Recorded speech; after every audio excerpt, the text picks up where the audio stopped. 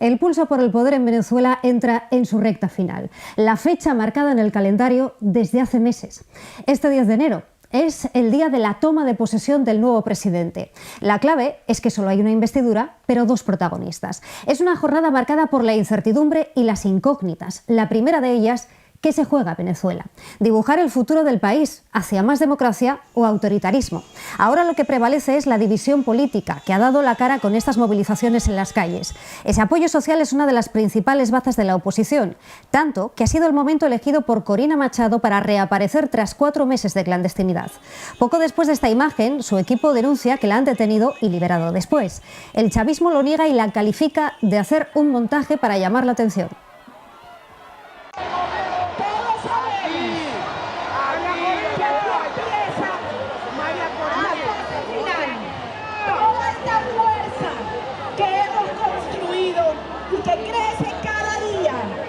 Nos prepara para terminar esta fase final.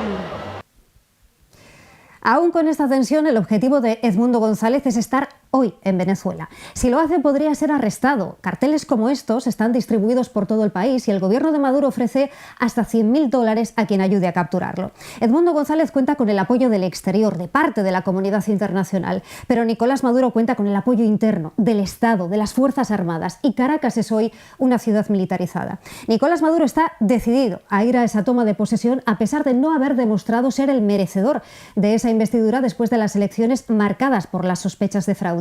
Y no se detiene al intensificar la represión y las detenciones arbitrarias. Pero la oposición insiste y su líder, Corina Machado, hace prevalecer su lema durante todas estas semanas, hasta el final. Pretenden acabar con décadas de chavismo y darle un giro radical a las políticas del país.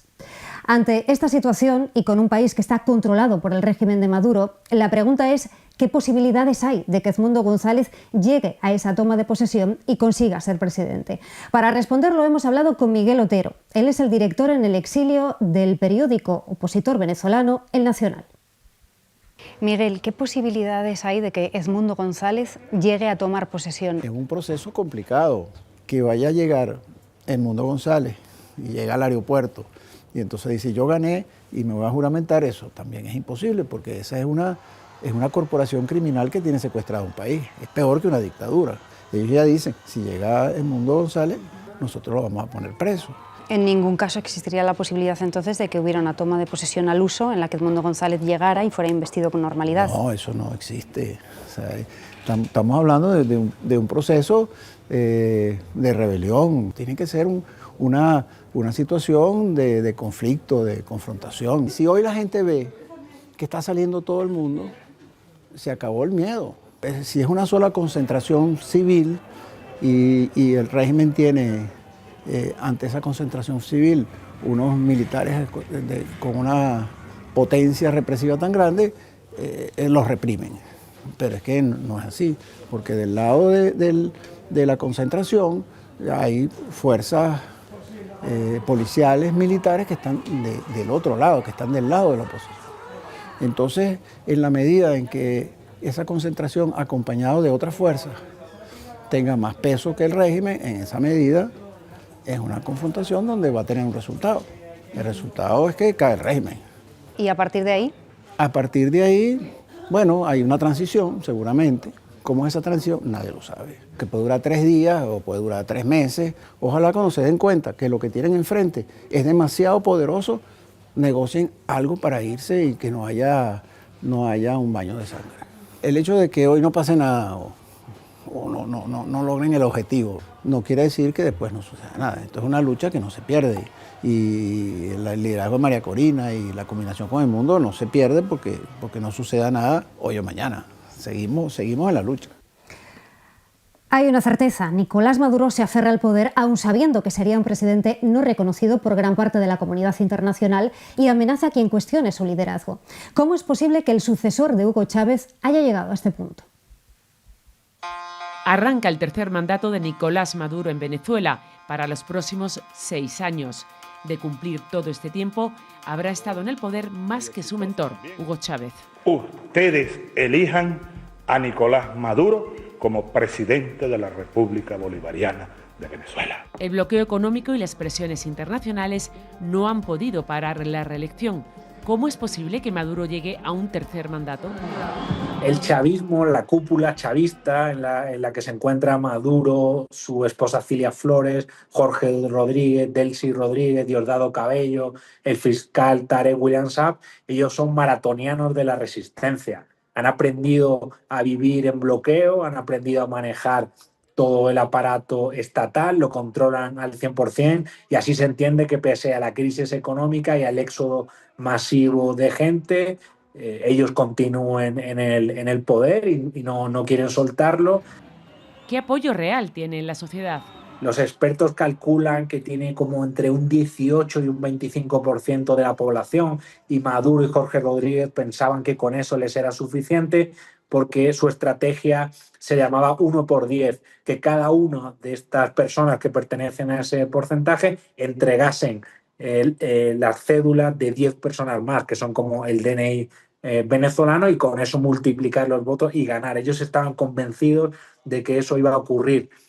¿Qué ocurrió? Según esas actas de la oposición, que el mundo barrió a Maduro, ganó 2-1 prácticamente, y la táctica chavista no funcionó. Esta es la investidura más tensa de Maduro, con la sombra del fraude electoral sobrevolando y la desconfianza del mundo entero. Está certificado mi juramento y desde hoy asumo la presidencia de la República para el segundo periodo. Nadie está a salvo a día de hoy en Venezuela, la paranoia se ha disparado completamente, el chavismo está en una especie de delirio colectivo y cualquiera puede ser arrestado en cualquier momento. Hoy el país está tranquilo. Para entender a Venezuela hoy hay que remontarse al 28 de julio de 2024. Todo comenzó tras las elecciones de ese día. Lejos de dar certidumbre al país, tanto el chavismo como la oposición reclaman la victoria. ¿Qué ha pasado en Venezuela desde entonces? Venezuela celebra una toma de posesión incierta, 6 meses desde que los venezolanos acudieran a las urnas.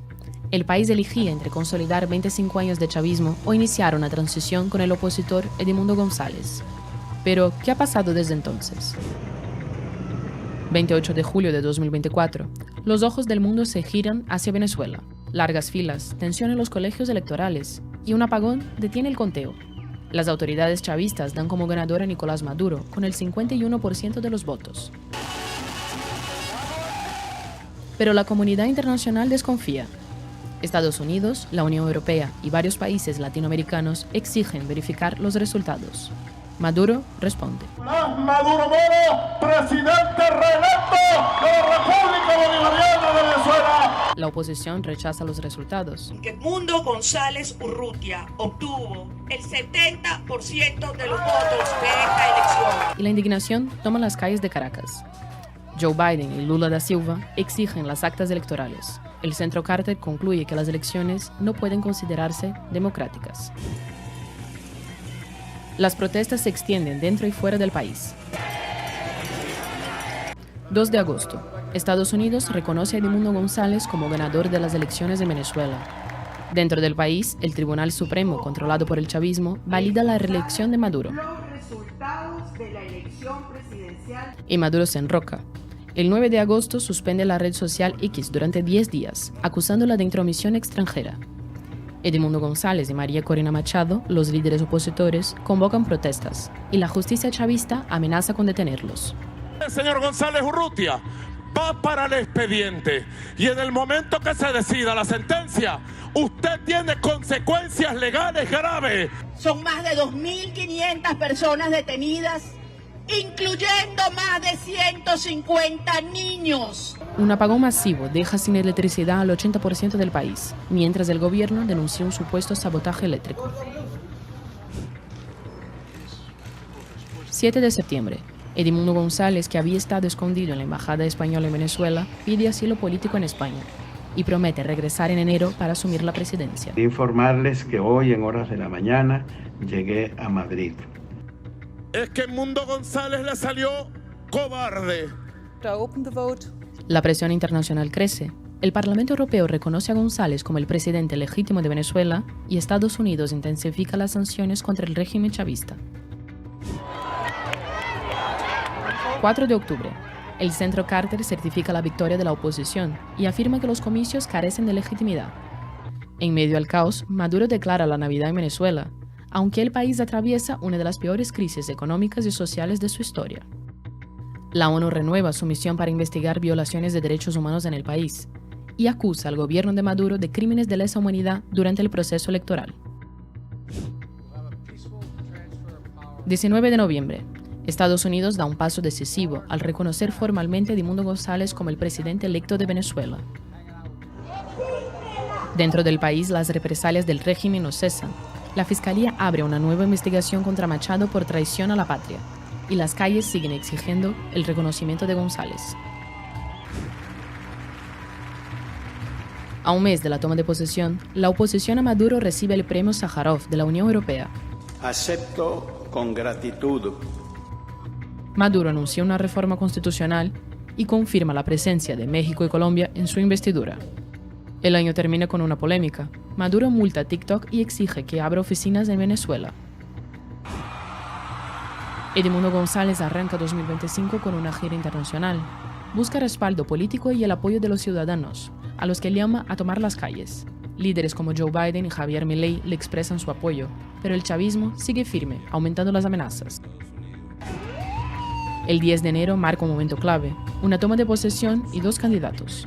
El futuro del país pende de un hilo, mientras el pueblo venezolano y la comunidad internacional esperan un desenlace. El régimen de Maduro controla el país desde hace 12 años. A las amenazas y detenciones ha sumado en los últimos meses una polémica ley. Nos preguntamos qué es la conocida como Ley Bolívar.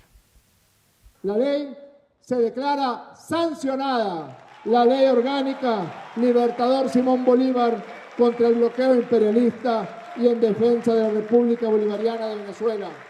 Lo cierto es que la Ley Simón Bolívar, que además parece consecuencia, réplica de la ley homónima que se ha estado discutiendo en los Estados Unidos para penalizar a aquellos actores o activos o determinadas tendencias que comercien o tengan relaciones políticas o económicas con la revolución bolivariana. La ley Simón Bolívar, patentada en Caracas, prevé severas penas de cárcel de hasta 30 años o más a aquellas personas que hayan invocado o pedido sanciones internacionales y también a quienes hayan desconocido a las actuales autoridades o hayan reconocido a otras, y que además entre las penas están incluidas cosas como enajenación de bienes, toma de activos,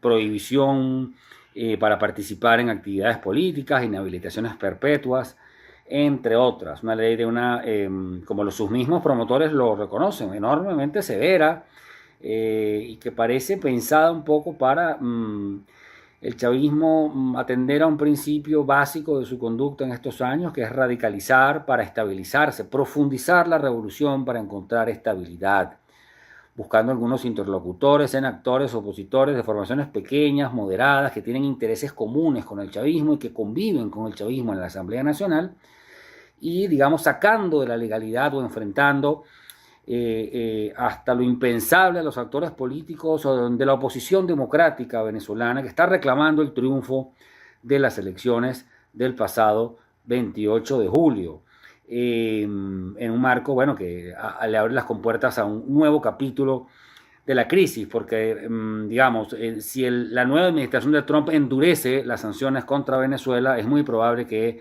la respuesta de Maduro internamente sea reprimir aún más.